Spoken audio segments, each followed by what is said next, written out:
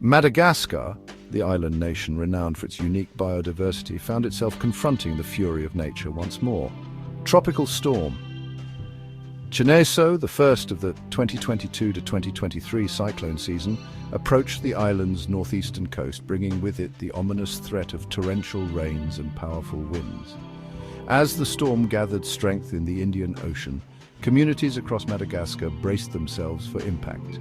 Across the island nation, a palpable sense of anxiety filled the air. Memories of past cyclones, with their devastating impact on lives and livelihoods, were still fresh in the minds of many. The government issued warnings urging residents in vulnerable areas to prepare for the worst. The 2022 to 2023 cyclone season, predicted to be more active than usual, had begun, and Chineso was a stark reminder of the powerful forces that nature could unleash. The island nation, with its history of cyclones, stood at a crossroads once more, its resilience about to be tested once again. On January 19, 2023, at 10:45 in the morning local time, Tropical Storm Chineso made landfall just north of Antalaha town in the Sava region. This area, known for its vanilla production and lush rainforests, was about to face the full brunt of the storm's fury. Chineso slammed into the coastline with average wind speeds of 90 kilometers per hour, gusts reaching a formidable 120 kilometers per hour. The storm surge, a wall of seawater driven ashore by the cyclone's powerful winds, inundated coastal areas, leaving behind a trail of destruction. Homes were flooded, crops flattened, and infrastructure damaged. The once familiar landscape was transformed into a scene of chaos and devastation. The Sava region, heavily reliant on agriculture, faced a particularly grim situation. Vanilla plantations, a major source of income for many families, were devastated by the storm's winds. The loss of crops meant not only a loss of income but also a threat to food security in the region. As the storm raged on, the people of Sava faced the immediate challenge of survival. Many sought refuge in sturdier structures, while others huddled in makeshift shelters, anxiously waiting for the storm to pass. As Chineso moved across Madagascar, its true power became horrifyingly clear. The heavy rainfall, relentless and torrential, triggered widespread flooding. Rivers overflowed their banks, inundating villages and towns. The ground, already saturated from previous rains, could absorb no more, exacerbating the flooding. Sambava, a coastal town in the Sava region, bore the brunt of the deluge. Over 700 homes were submerged, their inhabitants forced to seek higher ground. The floodwaters, carrying debris and mud, swept through the town, leaving behind a trail of destruction. The floodwaters rose rapidly, catching many residents off guard. Families scrambled to save their belongings, carrying what they could to higher levels of their homes or to the roofs. Livestock were swept away by the currents, and crops were destroyed, jeopardizing food security in the region. The scale of the flooding was unprecedented, even for a country accustomed to cyclones. The images of submerged homes and displaced families served as a stark reminder of the destructive power of nature and the vulnerability of communities in the face of such extreme weather events. As the situation in flood-affected areas deteriorated, authorities launched a desperate race against time to evacuate vulnerable communities. Rescue teams, often working in treacherous conditions, used boats and canoes to reach stranded residents and transport them to safety. The National Bureau of Risk and Disaster Management, in coordination with other humanitarian agencies, set up temporary shelters to accommodate the growing number of displaced people. These shelters provided basic necessities such as food, water, and medical supplies to those who had lost their homes. Communication lines were disrupted in many areas, hampering relief efforts. Rescue workers faced challenges in accessing remote communities, and the full extent of the damage remained unclear. Despite the challenges, the emergency response teams worked tirelessly to reach those in need. The international community responded with offers of assistance. Humanitarian organizations mobilized resources to provide aid to those affected by the storm. The World Food Programme stood ready to provide food assistance to those in need, while other agencies focused on providing shelter, clean water, and medical supplies. Section 5. Communities in peril, the human cost of Chineso. Tropical storm. Chineso left a devastating mark on the people of Madagascar. While the full extent of the damage is still being assessed, the human cost of the storm is undeniable. Thousands of people were displaced from their homes, their lives turned upside down by the disaster. One person was reported missing at sea off the coast of Antsiranana, the 2nd district, a grim reminder of the dangers posed by the storm surge. The search for the missing individual continued, offering a glimmer of hope to their loved ones. The psychological toll of the disaster cannot be underestimated. Many survivors lost everything they owned, their homes, belongings and livelihoods washed away by the floodwaters.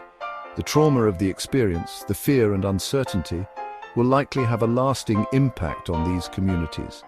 The storm has also exacerbated existing vulnerabilities in Madagascar. The island nation is already grappling with poverty, food insecurity and the impacts of climate change. The destruction caused by Cheneso will likely push many communities further into poverty and hardship. Section 6. A glimmer of hope. Cheneso weakens but dangers linger. As Tropical Storm Cheneso moved southward along Madagascar's eastern coastline, it gradually weakened. The heavy rains, however, continued to pose a significant threat. Flash floods and landslides remained a concern, particularly in areas with steep terrain and those already saturated by the earlier deluge.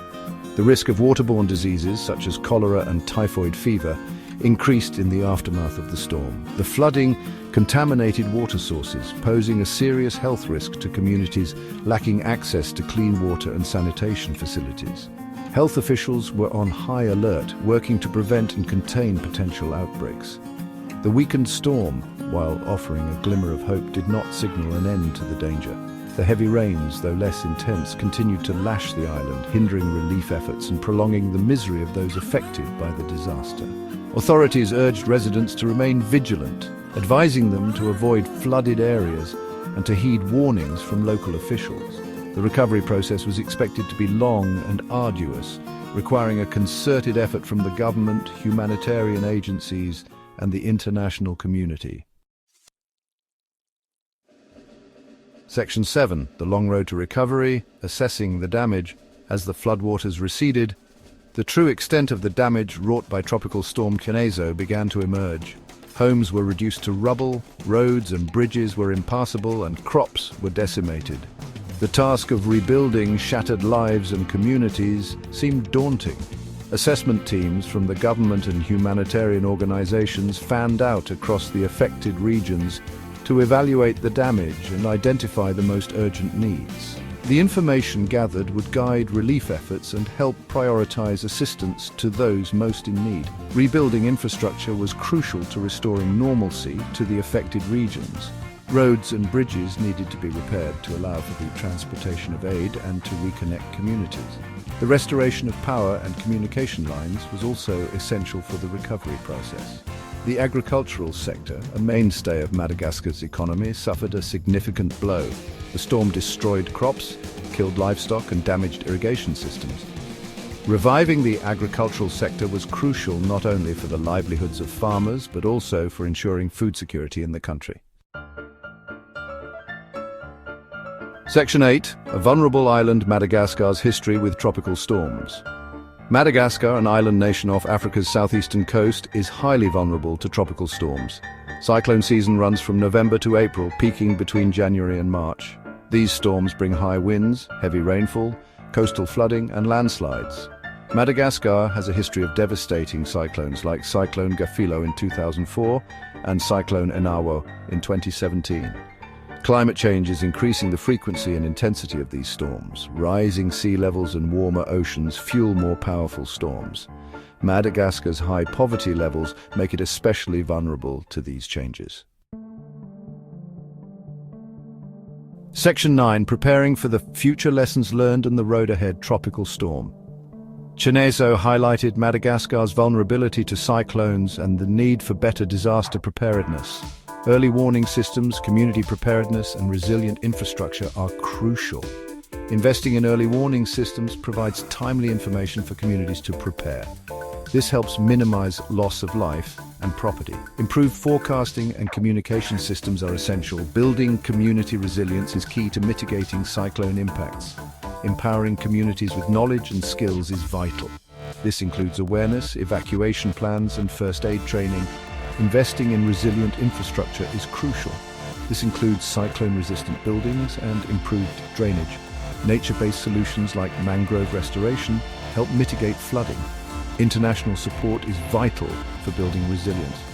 This includes financial aid, technical expertise, and capacity building. Collaboration between governments and organizations is essential. The road to recovery from tropical storm Chinezo will be long. By learning from this disaster, Madagascar can build a more resilient future. The island nation will rise stronger and more prepared for future challenges.